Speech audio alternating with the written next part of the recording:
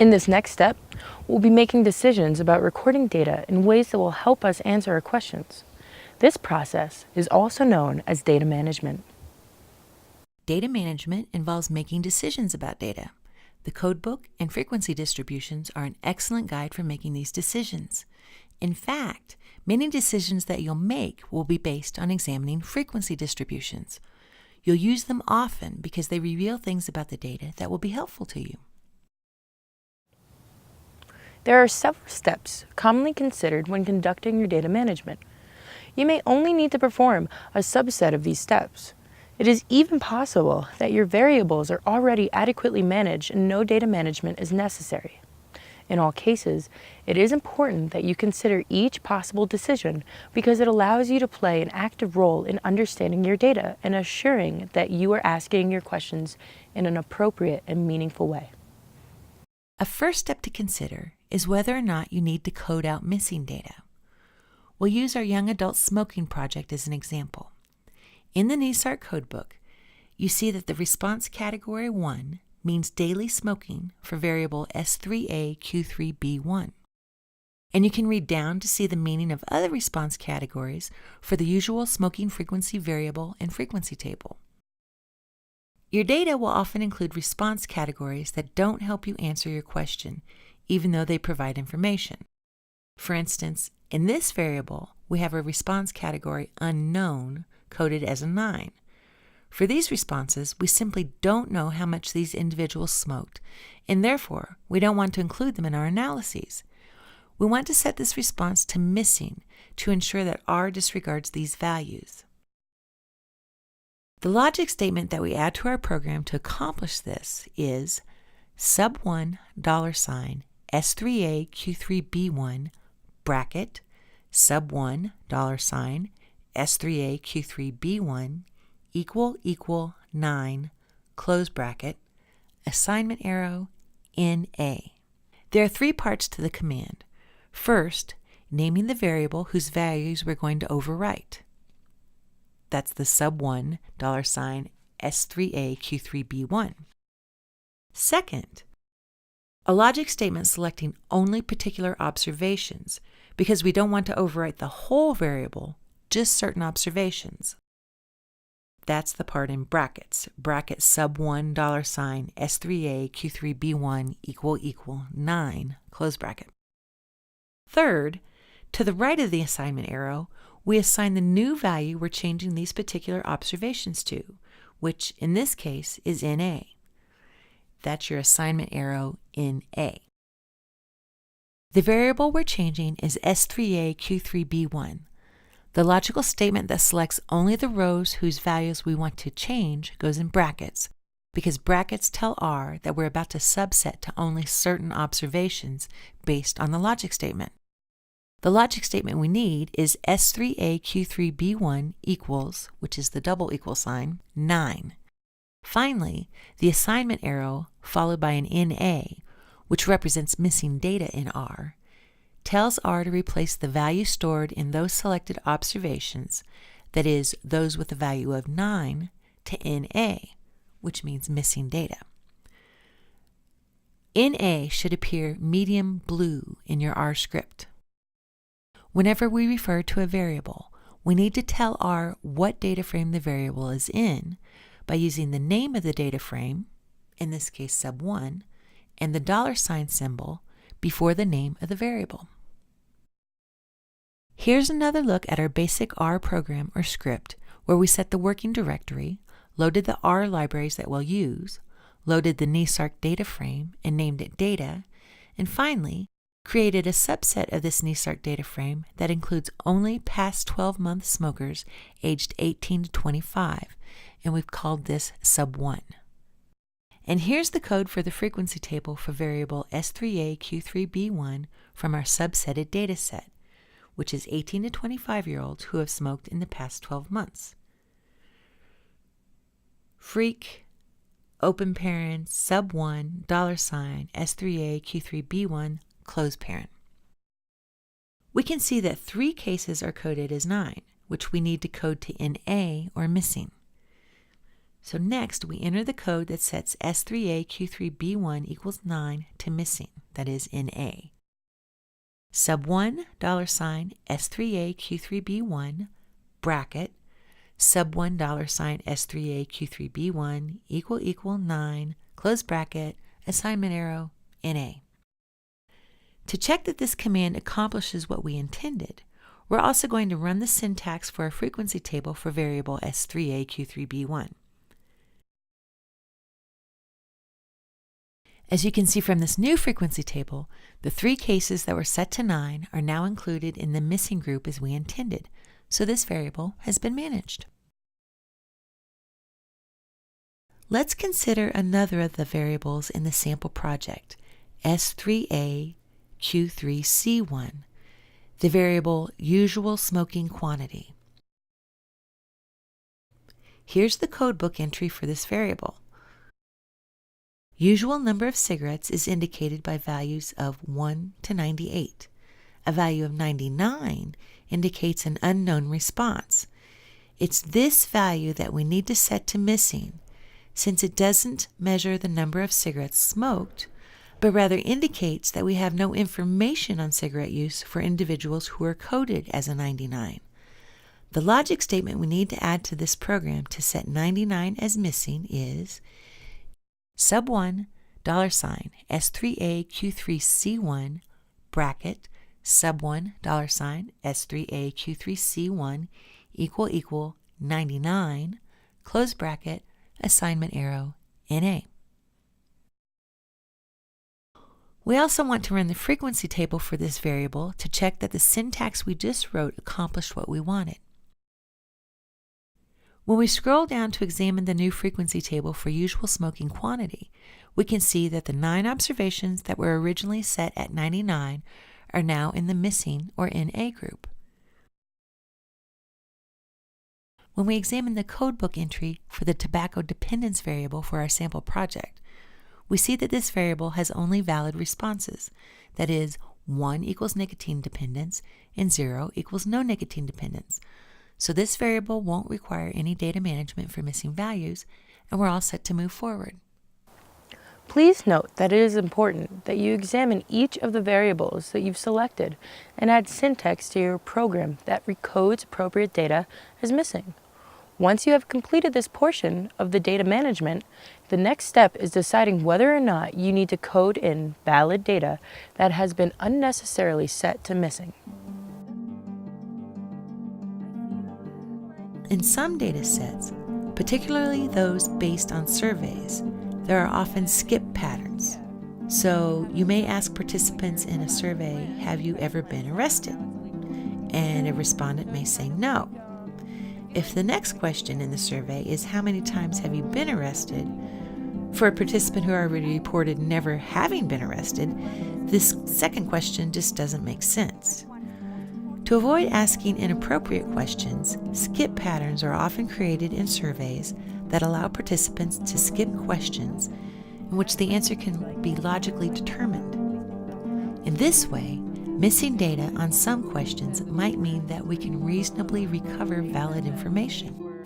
For the question, did you drink at least one alcoholic drink in the past 12 months, 16,116 participants said no. These individuals would not need to be asked the question about how often they drank alcohol in the past 12 months. Instead, they would be set to blank, or in the case of our data set, a dot or period. So for the variable, how often did you drink alcohol in the past 12 months, it would be reasonable to code this as valid data rather than missing. To recover this valid information in our program, we would use another set of commands.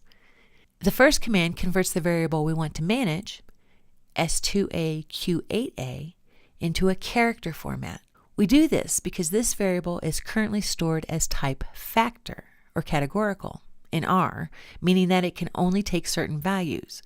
So if we try to add a value to the variable, R gives us a warning because it doesn't recognize the new value. As a result, the code doesn't work. To get around this, we must temporarily change the factor variable type to character type using the as.character function. You want to make sure and keep that code all in one line.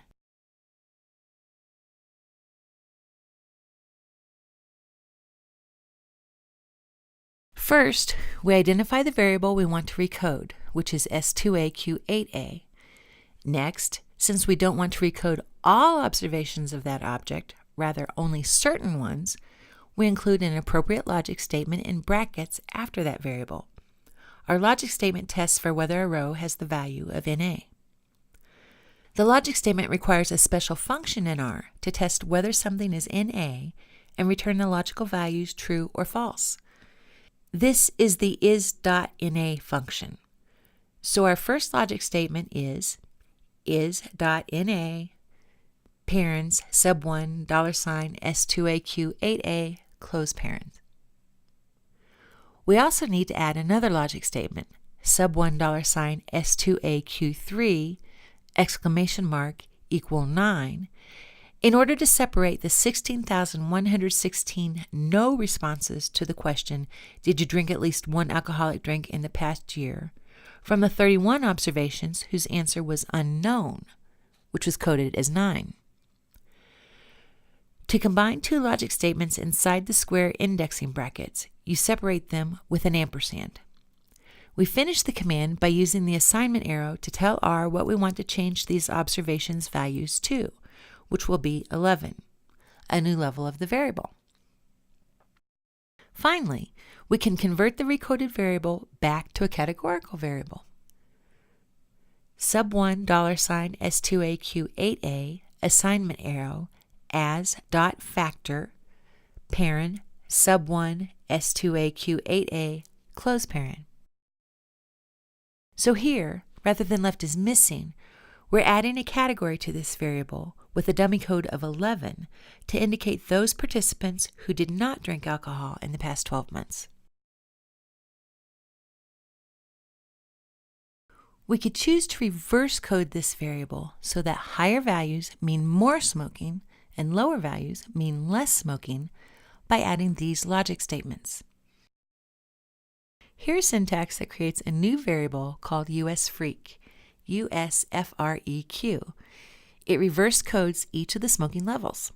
Now, smoking every day is a 6, and smoking once a month or less is a 1, and all intervening levels have been appropriately reversed also. By default, because we've assigned numeric values, the new variable is already formatted in R as a quantitative variable, but it's really a categorical variable with dummy codes 1 through 6. So we have to convert it to a factor that is a categorical type using the as.factor function. That would be sub1 $USFreq assignment arrow as.factor paren sub1 $USFreq close paren. Now, rather than using the original variable S3AQ3B1 in our analysis, we'll use this new variable USFreq. However, it's important to add these details to the code book and to the program so there's good documentation of this decision as we move forward. But there's actually another option that may be even better for giving this variable codes that are maximally appropriate. In a way, dummy codes 1 through 6 are unnecessarily categorical, given that how often you smoke is generally a quantitative variable, and it may be reasonable to recode the variable in order to capture more of its quantitative features. To do this, we choose values that reasonably correspond to the number of times each individual smokes in a usual month.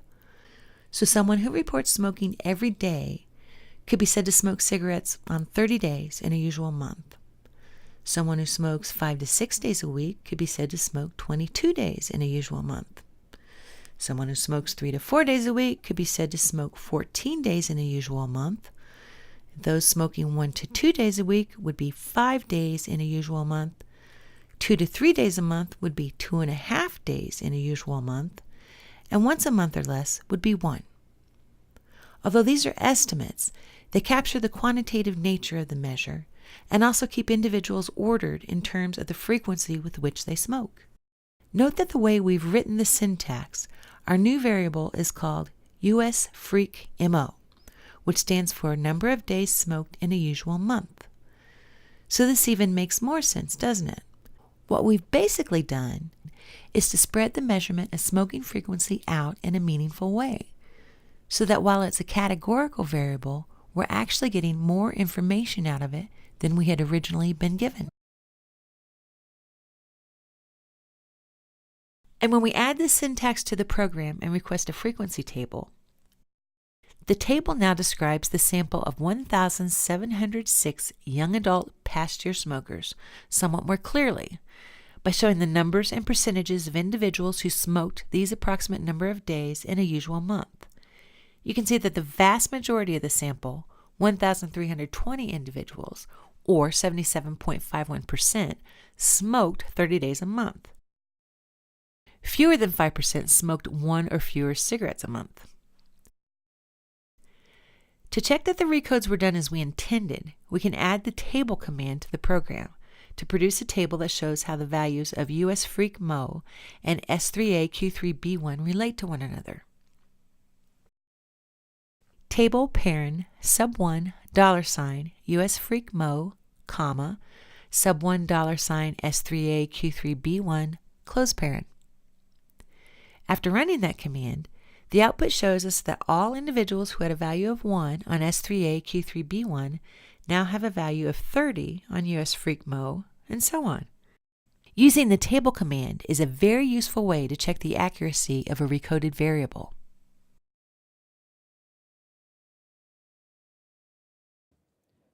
One of the later steps in data management is evaluating whether you might want to create secondary variables. Secondary variables are variables that include information from two or more primary variables. We can create secondary variables by using a mathematical or logical operation on two or more variables. In this case, we want to know the number of cigarettes smoked per month. We know the number of days smoked each month, and a new variable, US Freak MO, gives us an estimate of the quantity smoked. If we want to estimate the total number of cigarettes that participants smoked per month, it would make sense to multiply these two variables and get a product that represents the number of cigarettes per day times the number of days smoked per month. Let's call this new variable numsigmo_est, which stands for the estimate of the number of cigarettes smoked per month. The syntax that will accomplish this is shown here. Sub$1 numsigmo_est, assignment arrow, sub$1 US Freak Mo, asterisk, sub$1 S3A Q3C1. On the right-hand side of the assignment arrow, we indicate the variables we want to multiply with an asterisk as the sign for multiplication. If we add this line of code to the program and ask R to show us the frequency distribution, we see that the frequency distribution for this new variable, numsigmo_est, is a quantitative variable that ranges from 1 to 2,940 with 9 missing observations. So how can we check to make sure that this new secondary variable was created as we intended? For this, we're going to use indexing operations in R. There are two steps we're going to take with this new procedure. First, we have to tell R what variables we'd like to see. The basic format of using indexing to view a subset of either rows or columns within a data frame is data frame name, bracket, rows, comma, columns, close bracket. Here we want to see the variables ID num, our unique identifier, as well as the frequency and quantity variables that were used to create the estimate of the number of cigarettes smoked per month, which is US Freak Mo and S3A Q3C1. We also include this new secondary variable, numsigmo_est. So these four variables are included in the position after the comma, that is, where we indicate our selected variables represented in columns within our data frame.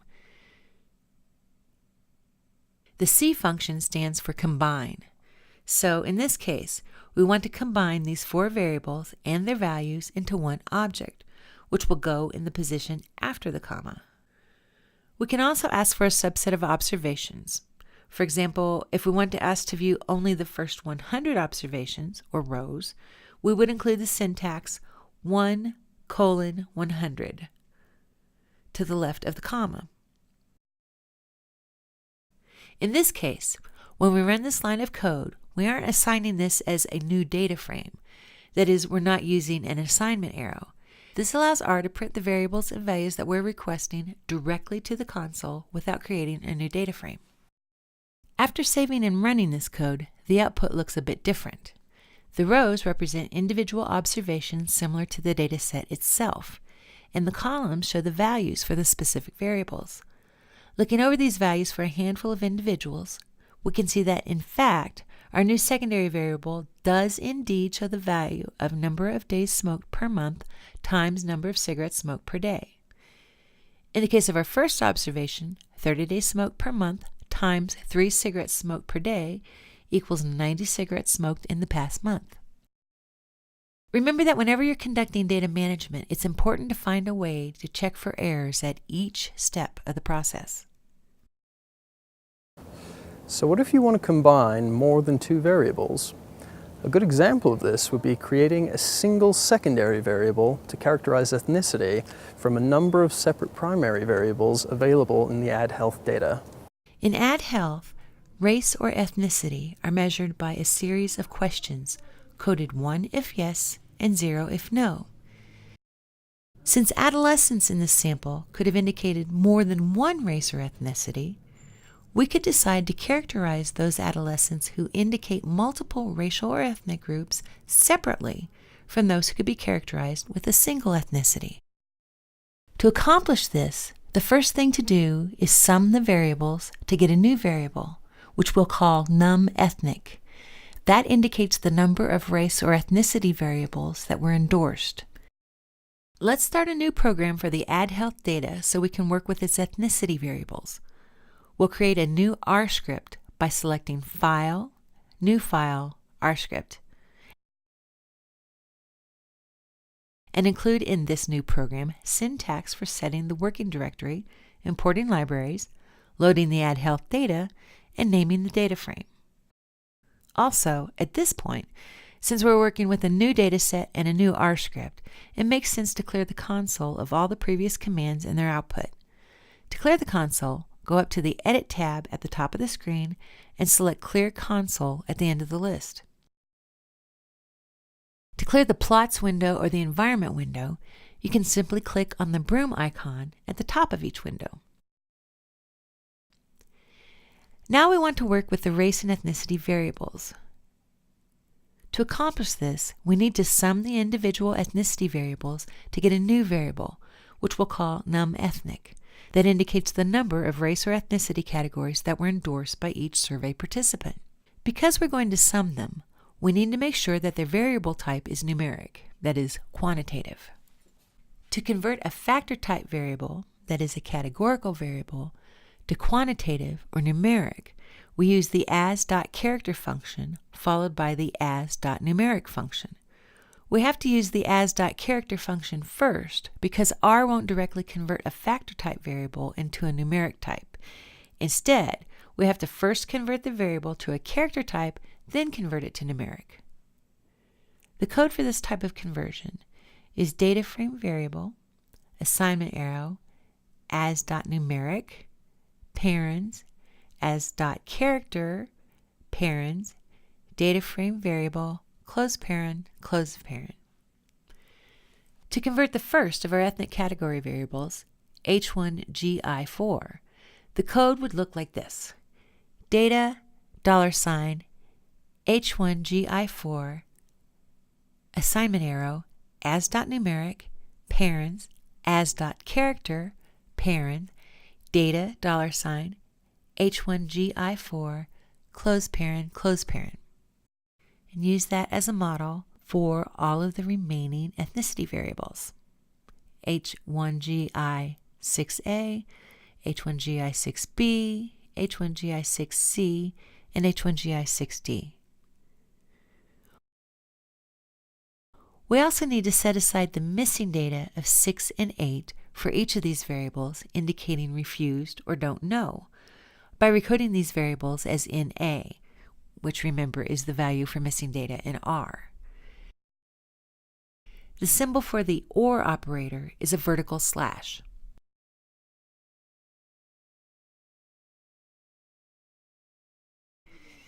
And again, use that as your model to recode all of those values to NA for each of the ethnicity variables. Now we can include a statement to sum these individual race ethnicity variables into a new variable, which we call numethnic, that indicates the number of race or ethnicity variables that were endorsed. Here's the code that creates the variable. Data $numethnic, assignment arrow, data $H1GI4 plus data $H1GI6A plus data $H1GI6B plus data $H1GI6C plus data $H1GI6D. And the code to examine the frequency distribution, which you know how to write, freq parens data $numethnic, close paren. Next, we add logic statements that create a single secondary variable that characterizes each adolescent's ethnicity. Data $ethnicity, bracket, data $numethnic, greater than or equal to 2, close bracket, assignment arrow, 1. And you can include a note that means multiple race or ethnicities endorsed. Use this as a model for all of the rest of the race ethnicity variables. Each of these statements has 3 parts. 1, the new variable name, ethnicity. 2, a logic statement in brackets describing which observations were changing based on the values of numethnic and each individual ethnicity variable. And 3, the new variable's value assignment. So, if numethnic is greater than 1, coded as greater than or equal to 2, the new variable ethnicity will return a 1, indicating multiple racial or ethnic groups endorsed. Other levels of ethnicity will be coded based on each race ethnicity. So if H1GI4 equals 1, then ethnicity will return a value of 2, which means only Hispanic or Latino ethnicity was endorsed. If H1GI6B equals 1, then the ethnicity variable will return a 3, only Black or African American ethnicity was endorsed. If H1GI6C equals 1, then ethnicity will be 4, only American Indian or Native American. If H1GI6D equals 1, then ethnicity will be 5, Asian or Pacific Islander only. And finally, if H1GI6A equals 1, then ethnicity will be 6 for white only endorsed. Once we finish coding the new variable ethnicity, we have to categorize it using the as.factor function because the values are dummy codes.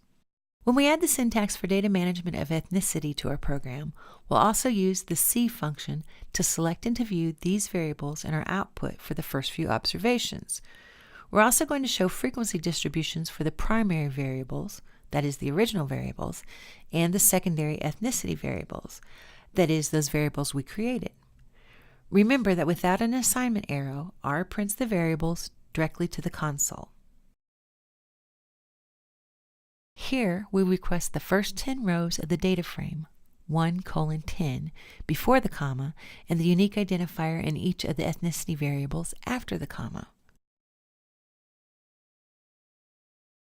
So here we see the output showing the original and newly managed ethnicity variables for the first 10 observations.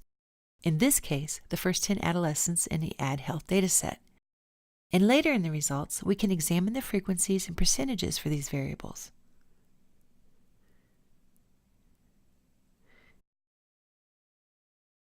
This program is available as text below this screen. We suggest you copy this text and paste it into the RStudio program window and select Run. Examine the output and consider how this kind of data management might be useful in answering your question with your dataset. This example should help you make the needed connection between data management decisions and syntax.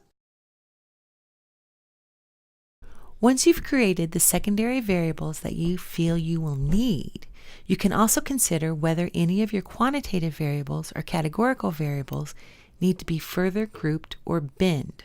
As an example, we're going to show you how we might choose to group age in the NESARC sample. if, rather than looking at age as a quantitative variable, we may want to compare age groups categorically. Here's the frequency table for age in our young adult past year smoking sample. To get this frequency distribution, we've used the as.ordered function so that frequencies, percents, and cumulative frequencies are displayed for each value that age takes in the dataset. The cumulative percent column displays percentiles that can help you divide the sample into a specific number of equal parts. If we wanted 4 age groups, we'd look for cumulative percentages that are closest to 25%, 50%, and 75%. If we wanted 3 age groups, we'd look for cumulative percentages that are closest to 33% of the sample and 66% of the sample. This is the syntax that would create a categorical variable that divides the sample into roughly 3 equal size age groups. We chose the age cut points of 20 and 22 because these correspond roughly to the 33rd and 66th percentile. We again use our 3 steps, first naming the new variable, second using a logic statement to specify which rows of which variable to change, and third using the assignment arrow and specifying the new value. Next, we recode the new age group variables as a factor, or categorical variable. We request a table comparing the original age variable to our new grouped variable. And we request a frequency table displaying the 3 age groups and the percentages of observations in each.